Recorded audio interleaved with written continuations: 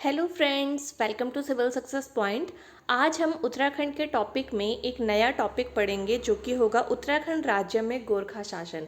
इससे संबंधित हम इम्पॉर्टेंट 50 क्वेश्चंस करेंगे। इसी तरह से मैंने और भी टॉपिक करवाए हुए हैं जिसमें मैंने 50-50 एमसीक्यू जो कि इम्पॉर्टेंट है वो सारे करवाए हुए हैं, जैसे कत्यूरी वंश का, चंद वंश का, परमार वंश, और भी जो मेन टॉपिक है जैसे प्रमुख मंदिर हो गए, प्रमुख मेले हो गए, प्रमुख संस्थान हो गए। इन सब से एक एक टॉपिक में 50-50 क्वेश्चन आपको मिल जाएंगे और ये सारे टॉपिक आपको मिलेंगे उत्तराखंड की प्लेलिस्ट में।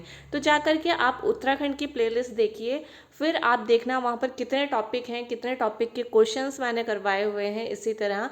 और आगे के लिए आप मुझे सजेस्ट कर सकते हैं कि कौन से टॉपिक आपको चाहिए, तो आप कमेंट सेक्शन में ज़रूर लिख देना। और जो नए हैं चैनल में, वो चैनल को सब्सक्राइब जरूर कर लेना और आगे की वीडियो की नोटिफिकेशन के लिए आप बेल प्रेस जरूर कर लेना। तो चलिए आज का टॉपिक शुरू करते हैं। आज का पहला क्वेश्चन देखते हैं। पहला क्वेश्चन है, गोरखों का प्रिय त्योहार कौन सा माना जाता है? आपके पास चार ऑप्शन है, दिवाली, होली, दशहरा या रक्षाबंधन। तो देखिए, गोरखों का जो प्रिय त्योहार था वो माना जाता था दशहरा, जिसको ये दशे कहते थे। ठीक है, थर्ड जो है इसका राइट आंसर हो जाएगा। क्वेश्चन नंबर सेकंड है, मौला राम ने किस गोरखा शासक को दानवीर कर्ण कहा था? तो देखिए, आपके पास चार ऑप्शन है, भीमसेन थापा, फतेह शाह, रणजोर थापा या हस्तिदल चौतरिया। तो इसका राइट आंसर हो जाएगा रणजोर थापा। ठीक है, रणजोर थापा को मौला राम ने दानवीर कर्ण कहा। ठीक। क्वेश्चन नंबर थर्ड है, अंग्रेजों के टकराव के समय नेपाल के प्रधानमंत्री कौन थे? तो देखिए, इस तरह से आपको फैक्ट याद होने चाहिए। तो जिस समय अंग्रेजों का टकराव हुआ था तो उस समय नेपाल के जो प्रधानमंत्री थे वो थे भीमसेन थापा। ठीक है, तो सेकंड जो है इसका राइट आंसर हो जाएगा। क्वेश्चन नंबर फोर्थ है, बुनकरों से लिया जाने वाला कर कौन सा था? तो देखिए, गोरखा शासन में जितने भी इम्पोर्टेंट कर हैं, वैसे आप सभी को ही एक एक बार देख लेना। ठीक है, और बाकी सारे ही कर इम्पॉर्टेंट है। तो उसी तरह एक क्वेश्चन पूछा गया है, बुनकरों से लिया जाने वाला कर कौन सा था? तो देखिए, इसको कपड़ा कर भी कहते थे। ठीक है, जिसको लिया जाता था बुनकरों से, कौन सा कर? टॉन्ट कर। ठीक है, टान कर भी कहीं पर लिखा हुआ है, तो इसका दूसरा नाम क्या था? कपड़ा कर। तो ये बुनकरों से लिया जाता था। इसका राइट आंसर हो जाएगा फोर्थ। क्वेश्चन नंबर फिफ्थ है, अल्पकालीन सेवानिवृत्त गोरखा सैनिकों को क्या कहा जाता था? तो देखिए, जो सेवानिवृत्त हो जाते थे यानी कि रिटायर हो जाते थे जो सैनिक, उनको कहा जाता था डाकरिया। ठीक है, या डाकचार। आपको ये दो शब्द याद रखने हैं, कोई भी आपके पास ऑप्शन आ सकता है। सेकंड जो है इसका राइट आंसर हो जाएगा। क्वेश्चन नंबर सिक्स्थ है, गोरखा कार्यरत सैनिकों को क्या कहा जाता था? अभी देखिए, अभी मैंने बोला कि जो सेवानिवृत्त हो जाते थे जो सैनिक, उनको कहा जाता था डाकरिया या डाकचा, और जो सैनिक कार्यरत रहते थे, जो अपने कार्यकाल में ही रहते थे, उनको क्या कहा जाता था? उनको कहा जाता था जागरिया। ठीक है, फर्स्ट जो है इसका राइट आंसर हो जाएगा। क्वेश्चन नंबर सेवंथ देखिए, प्रमुख हथियार खुखरी का निर्माण कौन सी जाति के लोग करते थे? अब देखिए, इसमें दो फैक्ट छुपे हुए हैं इस क्वेश्चन में। पहली बात तो गोरखा जो शासन था उसमें उनका जो प्रमुख हथियार था वो खुखरी था। ठीक है, तो इसको आपको नोट कर लेना है कि इनका जो प्रमुख हथियार था वो क्या था? वो था खुखरी। अब इस खुखरी का निर्माण कौन सी जाति करती थी? तो ये करती थी नेवार जाति। ठीक है, और प्रमुख केंद्र कहाँ था? जो ये औजार जहाँ पर बनते थे, खुखरी जहाँ पर बनती थी, वो था गढ़ीनगर। ठीक है, तो सेकंड जो है इसका राइट आंसर हो जाएगा। क्वेश्चन नंबर एट्थ है, गोरखा शासन में मुख्य न्यायाधीश को क्या कहा जाता था? आचारी, विचारी, सभा या जज। तो देखिए, जो मुख्य न्यायाधीश होता था, चीफ जस्टिस जिसे कहते हैं, उसको कहा जाता था गोरखा शासन में विचारी। ठीक है, तो सेकंड जो है इसका राइट आंसर हो जाएगा। और बाकी जो अन्य न्यायाधीश जैसे अभी भी होते हैं, एक मुख्य न्यायाधीश होता है, बाकी अन्य न्यायाधीश होते हैं, तो उस समय अन्य न्यायाधीश को सभा कहा जाता था, मुख्य न्यायाधीश को विचारी कहा जाता था। ठीक है, क्वेश्चन नंबर नाइन्थ है, गोरखा काल में ब्राह्मण दासों को क्या कहा जाता था? ठीक है, तो ब्राह्मण जो दास थे उनको क्या कहा जाता था? कठुआ, या कठुआ करके लिखा रहता है, कठुआ ऐसे। ठीक है, तो आप इसको देख लेना, कठुआ या कठुआ। आपको ये ध्यान रखना है कि ब्राह्मण दासों को गोरखा काल में क्या कहा जाता था? कठुआ। थर्ड जो है इसका राइट आंसर हो जाएगा। क्वेश्चन नंबर 10th है, किस गोरखा शासक को स्वामी निर्गुणानंद के नाम से जाना जाता है? ठीक है, तो किस शासक को जाना जाता है निर्गुणानंद के नाम से? तो इसका राइट आंसर क्या हो जाएगा? रण बहादुर शाह। ठीक है, तो इसको क्या उस समय क्या होता है कि ये कुछ मंत्रियों को जो है अपने हटाना चाहता था, तो उनसे जाकर के कुछ रानियां मिल जाती हैं। उसके बाद क्या होता है कि इसको मजबूरन जो है गद्दी पे इसका बेटा बैठ जाता है, तो फिर ये क्या करता है, उसके बाद ये साधु बन जाता है और अपना नाम जो है स्वामी निर्गुणानंद रख देता है। तो स्वामी निर्गुणानंद के नाम से कौन जाना जाता है, कौन गोरखा शासक जाना जाता है? तो इसका राइट आंसर क्या हो जाएगा? रण बहादुर शाह। तो देखिए, आपको कहानी याद नहीं रखनी है, आपको फैक्ट याद रखने हैं। ठीक है, क्वेश्चन नंबर 11 है, 1792 में गोरखा सेनापति और किस गढ़वाली राजा के मध्य लंगूरगढ़ की संधि हुई थी? तो देखिए, किसके बीच हुई होगी? ये तो कॉमन सा फैक्ट है। 1792 में कौन गढ़वाली राजा था? इससे भी आप इसका जो है आंसर टिक कर सकते हैं। तो इसका राइट आंसर हो जाएगा प्रद्युमन साहब। फर्स्ट जो है इसका राइट आंसर है। क्वेश्चन नंबर 12 देखिए, गोरखा शासकों के समय पुंगाड़ी कर लिया जाता था, तो वो कैसा कर था? पुंगाड़ी जो कर था वो कैसा कर था? तो वो था भूमि कर। ठीक है, फर्स्ट जो है इसका राइट आंसर हो जाएगा। क्वेश्चन नंबर 13 है, गोरखा शासकों के समय दुधारू पशुओं के मालिकों से लिया जाने वाला कर कौन सा था? तो मतलब जिनके पशु होते थे, जो पशु दूध देते थे, उनके मालिकों से ये कर लिया जाता था, तो वो कर था घी कर। ठीक है, तो फर्स्ट जो है इसका राइट आंसर है।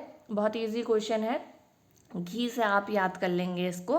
क्वेश्चन नंबर 14 है, गोरखा के समय पुत्रहीन व्यक्तियों से लिया जाने वाला कर कौन सा था? तो जिनके पुत्र नहीं थे उनसे भी कर लिया जाता था, और वो उस कर का नाम क्या था? मरो कर।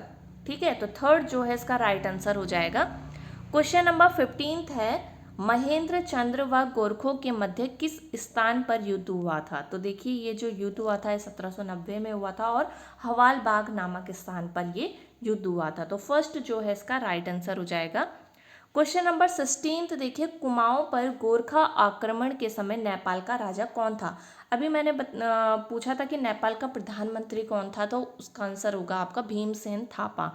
यहाँ पर पूछा जा रहा है कि नेपाल का राजा कौन था? तो नेपाल का राजा कौन था? रण बहादुर शाह। ठीक है, थर्ड जो है इसका राइट आंसर है। ठीक, क्वेश्चन नंबर 17 है, ब्राह्मणों पर कुसई कर किसने लगाया था? तो देखिए, इस समय तो आपको पता है गोरखा शासन का टॉपिक चल रहा है, तो इसका राइट आंसर गोरखा ही होगा, है ना।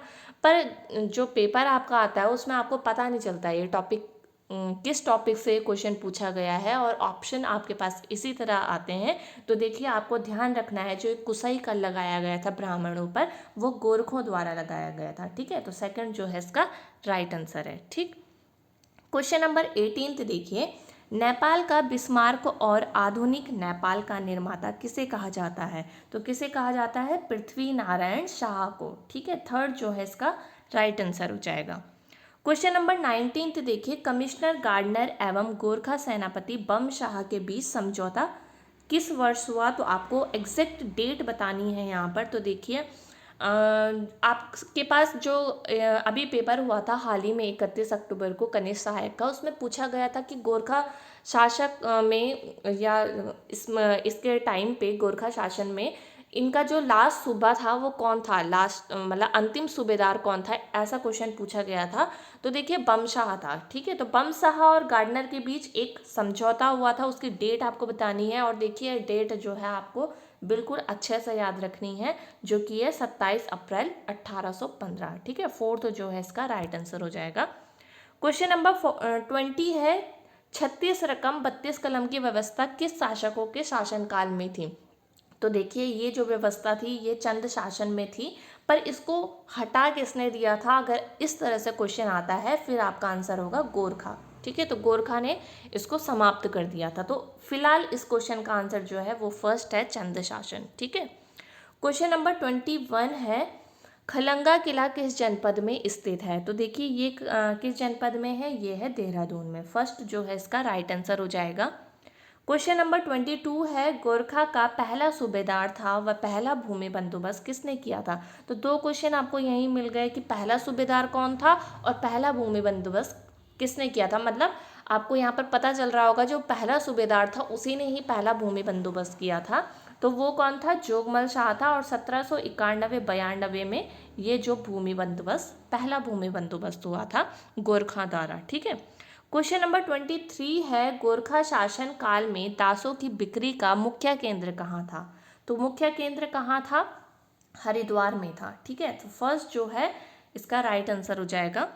क्वेश्चन नंबर 24 है, गढ़वाल में किसके शासन में यह हुक्म जारी हुआ कि कोई स्त्री छत पर ना चढ़े? तो देखिए इस समय तो अभी जैसे कि मैंने बताया कि ये टॉपिक ही जो है गोरखा शासन का चल रहा है, तो आपको जो है आंसर पता चल जाएगा कि गोरखा जो है इसका राइट आंसर हो जाएगा थर्ड।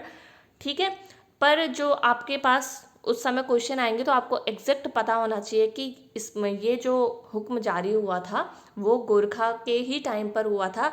क्योंकि एक आपने पढ़ा होगा चंद शासन में एक चंद शासक था लक्ष्मी चंद, उसके कर के भय से भी क्या होता था कि जो लोग थे वो अपने छतों में मिट्टी डाल करके साग सब्जी उगाते थे। तो इस तरह से उसके समय भी जो था कर का भय था। तो इस तरह से आपको ये जो फैक्ट हैं वो मिक्स नहीं करने हैं।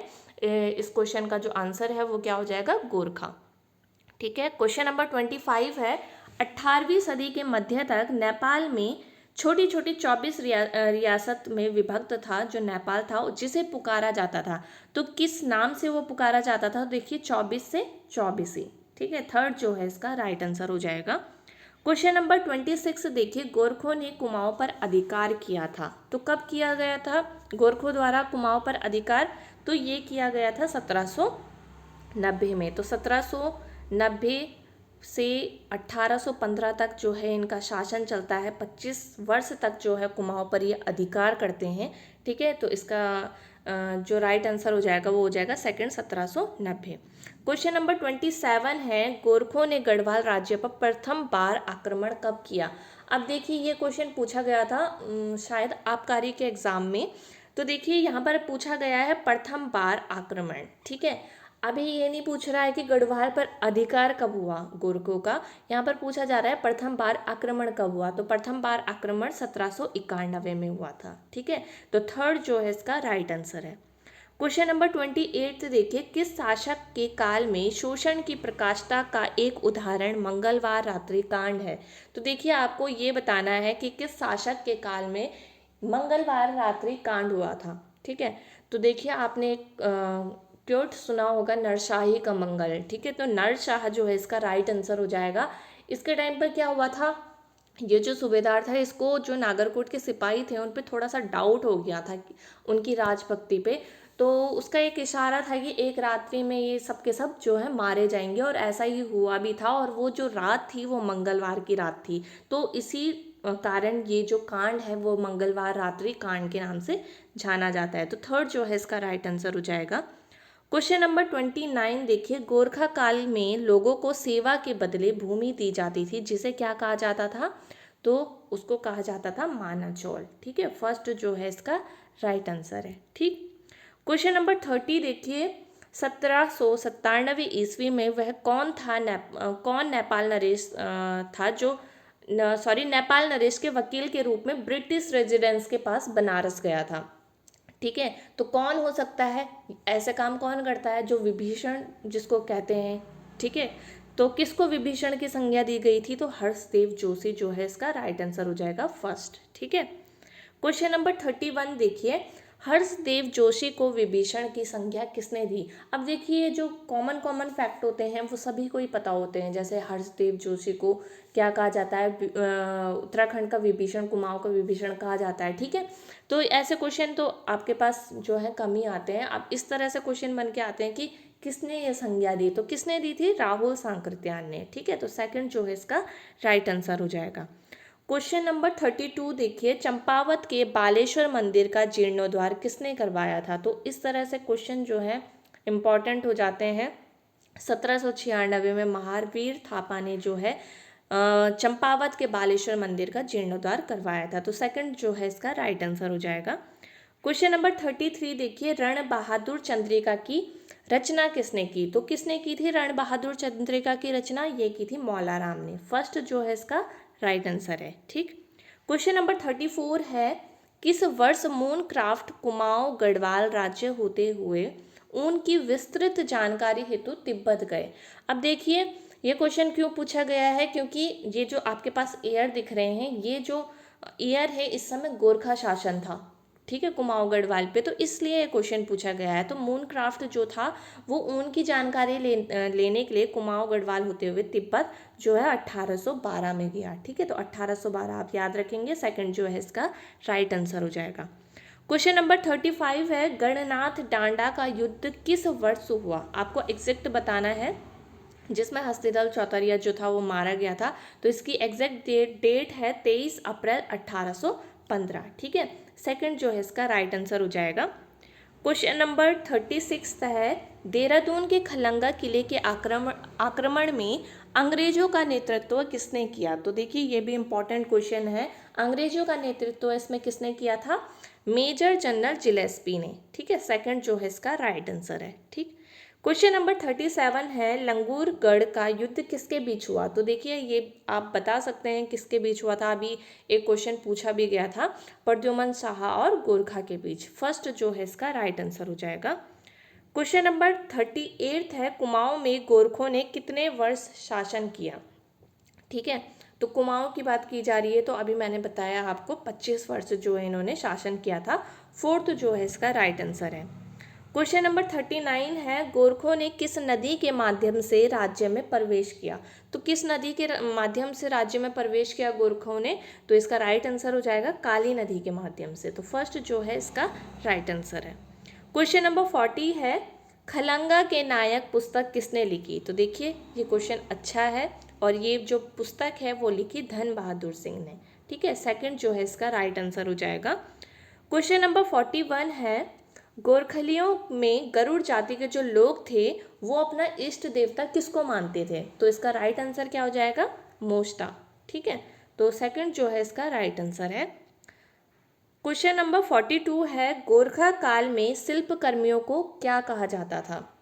तो देखिए डाकचा मैंने आपको बता दिया, जो सेवानिवृत्त जो सिपाही होते थे उनको कहा जाता था डाकचार, डाकरिया, ठीक है। विचारी जो था वो मुख्य न्यायाधीश होता था, ठीक है। जागरिया जो कार्यरत सिपाही थे उनको जागरिया कहा जाता था। तो एक ऑप्शन बचता है कामी, तो कामी जो है शिल्प कर्मियों को कहा जाता था गोरखा काल में। तो थर्ड जो है इसका राइट आंसर हो जाएगा। क्वेश्चन नंबर 43 देखिए, कुमाऊं के गोरखा अत्याचार की जांच हेतु नेपाल में गठित कमेटी का अध्यक्ष कौन था? तो कौन था? रेवंत काजी, ठीक है। फर्स्ट जो है इसका राइट आंसर है।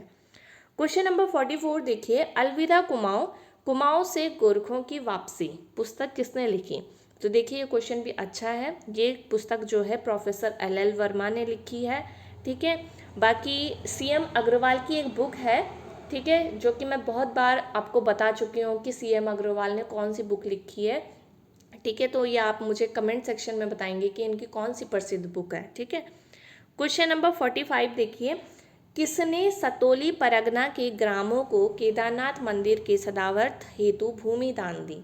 ठीक है, तो ऐसे ही क्वेश्चन एक केदारनाथ के लिए है, एक बद्रीनाथ के लिए है, ठीक है। तो आपको ये ध्यान रखना है कि सतोली परगना के ग्रामों को केदारनाथ मंदिर के सदावर्त हेतु भूमि दान दी कांति देवी ने, ठीक है। तो कैसे याद रखेंगे? का से केदारनाथ, का से कांति देवी। मैं इसलिए बता रही हूँ अभी नेक्स्ट क्वेश्चन जब आएगा तो आपको लगेगा कि हाँ यहाँ पर कन्फ्यूज़न हो जाता है, ठीक है। तो कांति देवी कौन थी? ये रण बहादुर शाह की ही पत्नी थी। तो पर इसका जो राइट आंसर है वो कांति देवी आप टिक करेंगे। थर्ड जो है इसका राइट आंसर है, ठीक है।